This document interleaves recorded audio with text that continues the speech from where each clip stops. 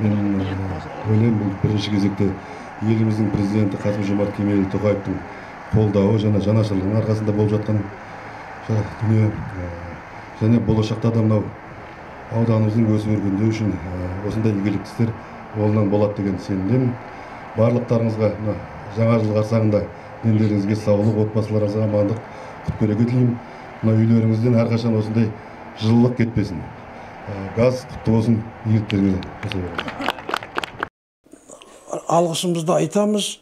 Құда қаласа жұмысымыз жеңілдейтін болды, шығын азаятын болды. Енді барынша қауіпсіздік ережелерін сақтап, осыны игілігімізге жұмсаймыз деп ойлаймын. Ел басшыларына, мемлекет басшысына, халқы үшін жасап атқан ерен еңбегі, қамқорлығы үшін өзіміздің ел атынан, өзімнің жанұямның атынан ризашылығымды айтамын. Құда қаласа аман есен болыңыздар, халыққа қызмет жасаңыздар, елдің алғысын алып аман есен сау саламат жүріңіздер. Енді көке, былтырғы жылы жалпы бір қыста көмірге шамамен қанша теңге шығындайтын едіңіздер? Қанша тонна көмір жағатын едіңіздер? Енді мынау менің үйім сәл енді 2 пәтерлі коттедж болғанмен, анау қосылғаны бар, сонымен жанында үлкендеу 100 шаршы метрден астам болады ғой енді. Жалпы ай сайын 1 тонна көміріміз жетпейтін. Енді екі ортадағы мынау делдал компаниялар мынау жәндегі Семейден, Қарағандыдан тасыған көмірлерді жалпы транспорттық тасымал шығынын қосқаннан кейін ба, тем более бізде қазір темір жол жоқ, өте көп шығын жасайтынбыз көмірге. Оның еңбегі бар ғой тағы да. Көмір шығару, отын дайындау, ол енді қымбат болғаннан кейін оны 24 сағат тәулік бойында жағамаймыз. Сол үшін енді мына газды қоса беруге болады. Расходымыз өте көп еді ғой, шығын өте көп еді. Материалдық тұрғыда шығын өте көп болатын. Енді Құда қаласа тұрмысқа да бұның жәрдемі бар деп ойлаймын. Өте көп жағатын ек қой, 10 тонна жетпейтін еді ғой енді.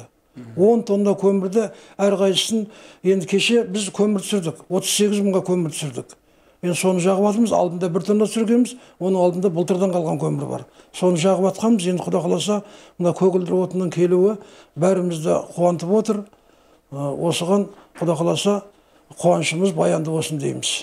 Биыл мынау 77 мың абонент газға қосылды. Бүгінгі күннің өзінде мынау Майқала, Ақбала, Мөлтек аудандарының ашылу салтанаты болды. 1400 абонент газға қосылып, 91-де 5% қамтылды аудан тұрғындары. Енді келесі жылға тағы қандай жоспар бар? Келесі жылға мынау Жаушықұм ауылдық округі деген ауылдық округінде биыл құрылыс жұмыстары басталған газдандыру бойынша 2024 жылға өтпелі. Келесі жылы құрылыс жұмыстары аяқталып, ол ауылдық округте толық табиғи газбен қамтамасыз етілетін болады. Қанша жылда немесе қанша айда, жалпы қанша уақытта Шардара ауданы толық газбен қамтылады? 2024 жылы мынау ауылдық округтер, ірі ауылдық округтер, жаңа Жаушықұм ауылдық округін қосқанда ауылдық округтердің барлығы толық, Шардара қаласымен толық табиғи газбен қамтылады 2024 жылы. Одан кейін анау кішігірім елді мекендер бар, оған да жобалау құжаттары әзірленіп жатыр. Үлкен ауылдық округтермен Шардара қаласы толық газбен қамтылғаннан кейін ол нысандарға да қолға алатын боламыз.